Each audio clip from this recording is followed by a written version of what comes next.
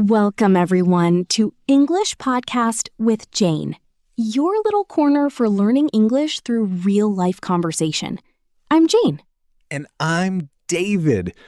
Okay, I need this episode, like personally, because I have been thinking about this topic a lot lately, and I have some very specific feelings about it. Tell me, what's going on? So last week, someone asked me a question in English, a simple question, and I knew the answer. I had the words in my head. But when I opened my mouth, nothing came out. Just silence. Like my voice was locked inside and couldn't find the door. Oh, I know that feeling so well, and I hear it from students all the time. I understand everything, but when I try to speak, I freeze. Today, we're going to talk about why that happens and give you 7 practical keys to unlock your voice. Real tips, real habits, starting today. 7 keys. My locked voice is ready. Let's go. So, let's start with the problem itself. You understand English. You watch shows, you listen to podcasts, you read, but when it's time to speak, everything stops. Why does this happen, do you think? I think it's because listening and speaking are actually completely different skills. Like, I've been training my ears for years, but my mouth has not been training. It just sits there. It has not gone to the gym. Exactly. And that's such a good way to put it. Your ears are fit. Your mouth is not. And the only way to fix that is to start using your mouth, even when it feels uncomfortable, even when the words don't come out perfectly. Speaking is a muscle, and you have to train it. Okay, so tip 1. How do we start training the mouth?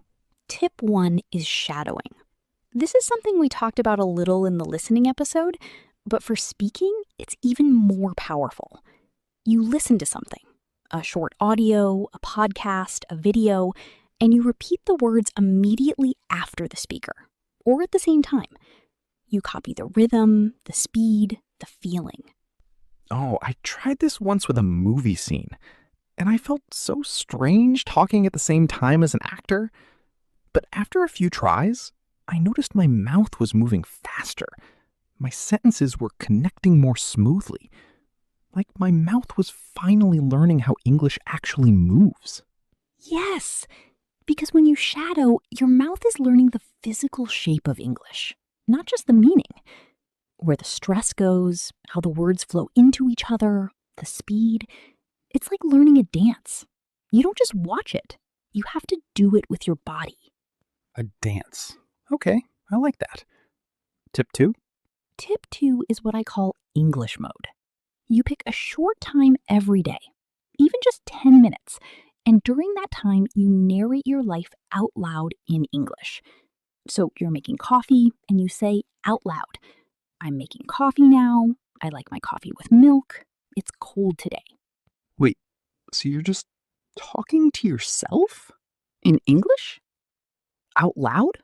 Yes. And I know it sounds a little strange, but this is so powerful because you're forcing your brain to find words in real situations. Not in a textbook, not in an exercise, but in your actual life. The word coffee. Your brain connects it to the smell, the cup, the morning feeling. It becomes real. Okay. I actually already do something like this when I'm walking to lunch. I narrate what I see. The street is busy. That cafe smells amazing. Why is this traffic light taking so long? And you know what? It does feel different from studying. It feels like actually using English. Exactly. That is English mode. And you don't need to be perfect. You don't need complete sentences. Cold today. Need coffee. Very tired. That counts. The goal is to keep English alive in your mouth, not to write an essay. Okay. Tip 3, because I have a feeling this one is going to change something for me. Tip 3, and I love this one, is chunks over single words. Most learners study vocabulary as a list of single words. Happy, beautiful, difficult. But when you speak, you don't use single words. You use phrases, ready-made pieces of language. Like what? Give me some examples. Things like, that's a good point. You know what I mean? I'm not sure, but to be honest, that makes sense. These are chunks, groups of words that native speakers use together all the time. When you learn them as one unit, you don't have to build the sentence from scratch. You just reach for the chunk and use it. Oh, wow. This is actually huge. Because when I'm speaking, the thing that slows me down the most is trying to build the sentence.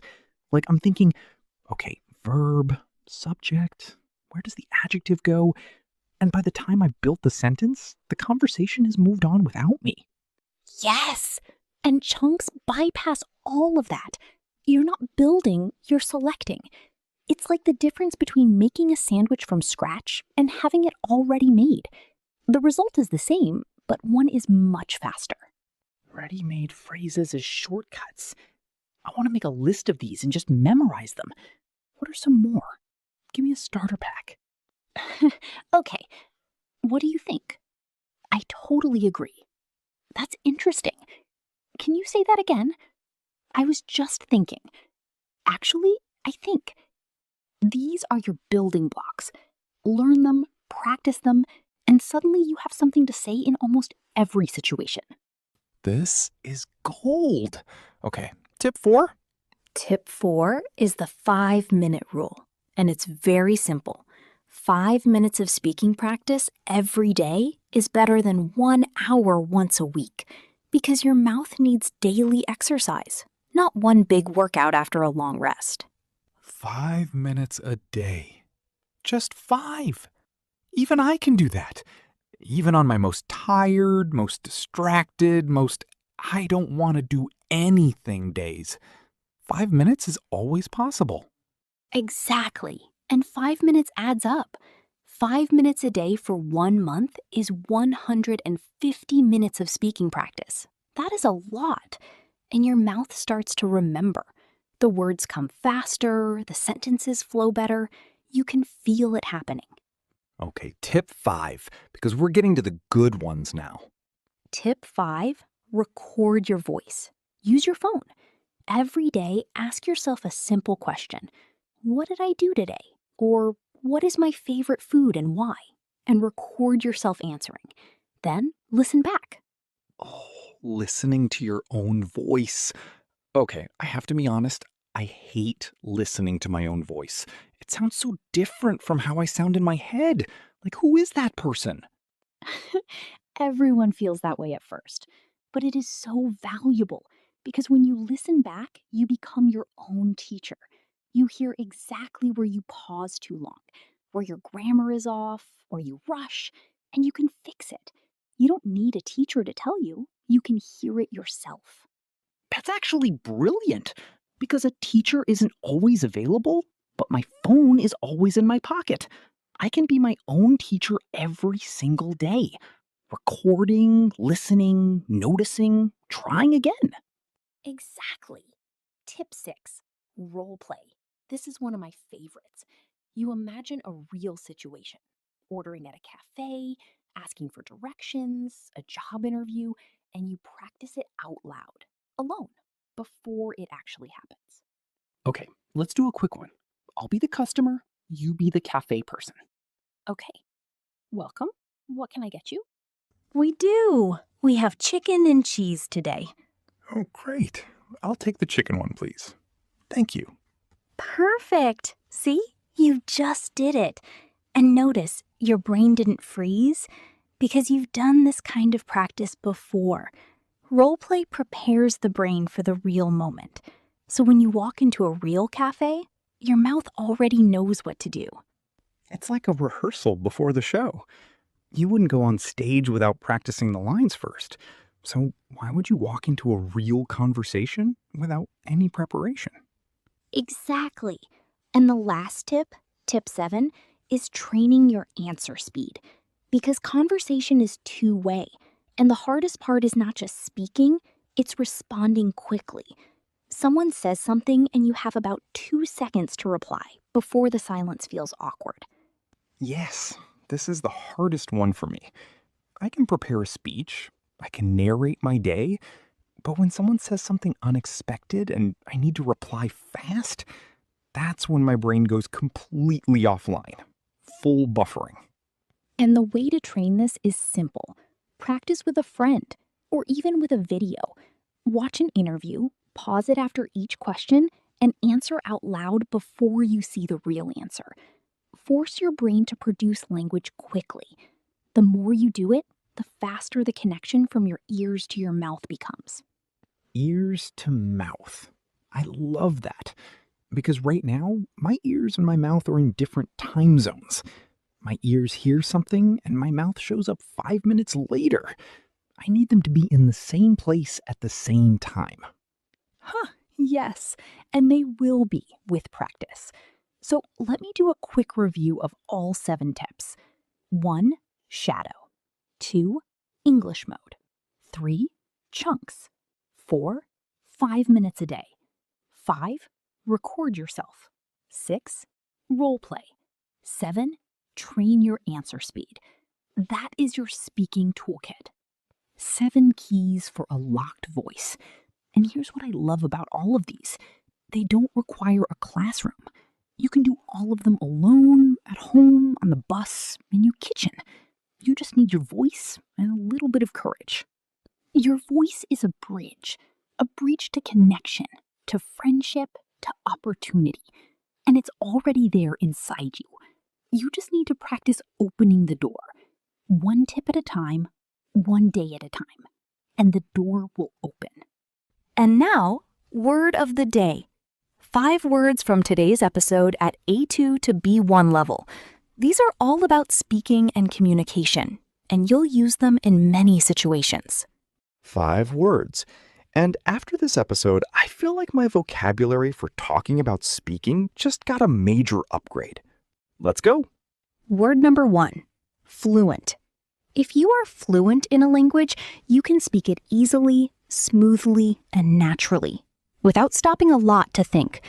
For example, she's not fluent yet, but every week she speaks a little more naturally, and that's what matters. Fluent. The goal. Not perfect, just smooth and natural. Like the words flow without fighting. I want this. Word number 2, chunk. A chunk is a group of words that go together and are used as one unit in conversation. For example, instead of thinking about grammar, I just use chunks. Phrases like, that makes sense, or I totally agree, and my speaking gets much faster. Chunk. Pre-made pieces of language, ready to grab and use. This word alone changed how I think about speaking today. Word number 3, freeze. To freeze means to suddenly stop and be unable to speak or move, usually because you feel nervous or surprised. For example, when my boss asked me a question in the meeting, I froze. I knew the answer, but my mouth just stopped working. Freeze? I know this one from very personal experience. Very, very personal. The whole locked voice thing. That is freezing. And now I have 7 tips to stop it. Word number 4, confidence. Confidence is the feeling that you can do something well, that you believe in yourself. For example, my speaking confidence got much better after I started recording myself and listening back. I could actually hear myself improving. Confidence. It doesn't come before practice, it comes from practice. You don't wait to feel confident and then speak. You speak, you get better, and then the confidence follows. Important order. And word number 5, practice. To practice means to do something again and again in order to get better at it. For example, I practice speaking English for 5 minutes every morning. It's small, but it makes a real difference over time. Practice. Simple, honest word. Not study, not learn, practice.